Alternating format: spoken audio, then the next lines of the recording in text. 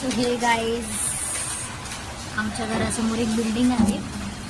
आज त्याचा स्लॅब पडणं चालू होतं. लिटरली एवढी दगदग आहे या लोकांच्या मागे. पाऊस चालू आहे आणि स्लॅबचं काम चालू आहे. इकडे स्लॅब झालं आहे, अर्ध्याच्यावर पॉलिथिन टाकलं आहे. अजून एवढा त्यांना कंप्लीट करणं बाकी आहे टास्क. आणि वरती पहाड तर पाऊस चालू आहे. ही लोक लिटरली, ही मशीन तिकडे होती, तिथून ओढत ओढत त्यांनी मॅन्युअली इथे आणली आणि आता या मशीन थ्रू सिमेंट कालवून स्लॅब बनवणं चालू आहे.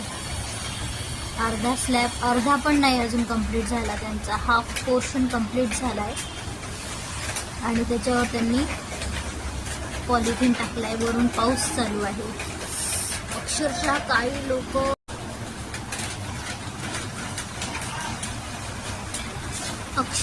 काही लोक विदाऊट रेनकोट काम करत आहे आणि काही लोक बिचारे रेनकोट घालून काम करत आहे. पाऊस असो, ऊन असो, वारा असो, बिचाऱ्यांना काम तर करावंच लागतं. कमाल आहे या लोकांची खरंच. बिचारे आपला गाव सोडून येतात, तिथे राहतात, वसतात, आपली साधी झोपडी वगैरे बांधून आणि आपला परिवार घेऊन येतात. इथे झोपड्या वगैरे बांधतात, राहतात, आपल्याला बिल्डिंग वगैरे बांधून देतात. सकाळपासून नुसती त्यांची कलकल चालू आहे, ओरडणं चालू आहे.